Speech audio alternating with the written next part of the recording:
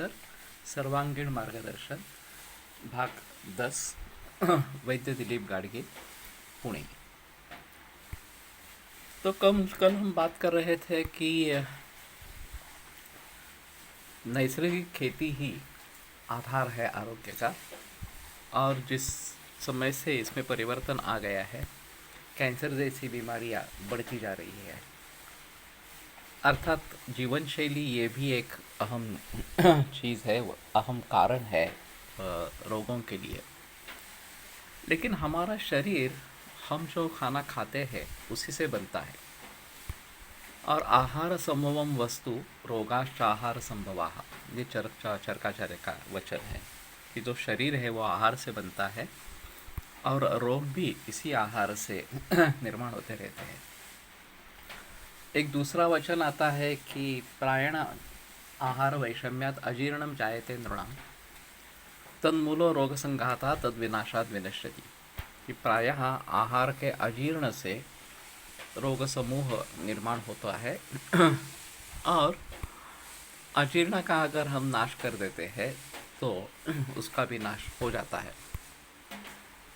लेकिन अभी खेती में जो ये मूलभूत परिवर्तन आ गया, और ये संकरित धान, संकरित पशु, और फिर आगे कीटकनाशक और रासायनिक खाद, इनके जरिए सब नक्शा ही बदल गया। जब तक पारंपरिक रीति से खेती होती आ रही थी, तब तक उससे जो रोग निर्माण होने वाले हैं उनके बारे में काफ़ी जिक्र आयुर्वेद के ग्रंथों में है।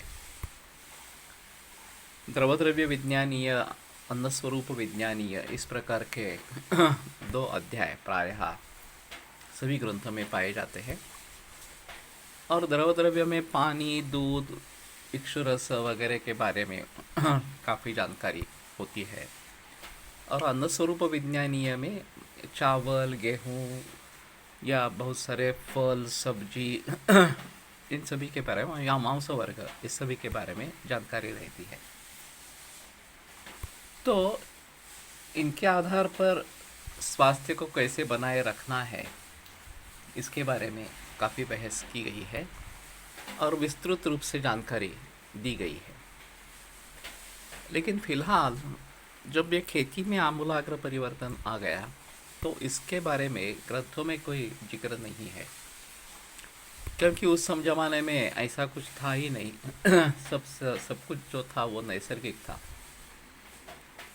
वैसे आयुर्वेद में रोगों का वर्गीकरण निज और आगंतु इस प्रकार का भी किया गया है। निज जो है वो वात, पित्त, कफ, ये जो 3 दोष है, उनके इम्बैलेंस से, उनमें संतुलन बिगड़ जाने के कारण हो जाते हैं, और बाह्य आघात वगैरह होने के कारण जो रोग निर्माण होने वाले हैं वो झट से रोग निर्माण होने वाले इस प्रकार के हैं। लेकिन ज़्यादातर प्रचलन देखा जाता है वो निज रोगों का देखा जाता है, और उसकी शुरुआत आहार से होती है, ये सबसे अहम है। तो इसीलिए हम जब केस टेकिंग करते हैं, रुग्ण की पूरी जानकारी लेते हैं, तो सुबह उठने से लेकर रात सोने तक वो आदमी क्या क्या करता है, क्या क्या खाता है, कब खाता है, बाकी विहार इस प्रकार का है, इसके बारे में पूरी जानकारी ले लेते हैं ताकि उनमें से जो भी हेतु है, जो भी कारण है, उनका हमें पता चले, और फिर उन कारणों को टालकर जो योग्य पद्धति है, जिस रीति से ये सब दिनचर्या करनी है, ये सब खाना पीना करना है, उसके बारे में हम सलाह देते हैं। और जो भी दोष वैषम्य हो उसको किस प्रकार से ट्रीट करें, उसको किस ढंग से उसकी चिकित्सा करें, उसके बारे में सोचते हैं। अगर दोषों का प्रमाण कुछ ज़्यादा ही है तो पंचकर्म का सहारा लेते हैं। जो बहुत ज़्यादा बड़े इस प्रकार के दोष है, उनको शरीर से निकालने का एक तरीका है। तो इन सभी बातों को ध्यान में रखते हुए हमें कैंसर के बारे में सोचना है। और इसमें एक अहम चीज़ है कि हम नैसर्गिक खेती की तरफ, देसी गाय की तरफ ही मुड़े, ये सबसे अहम है।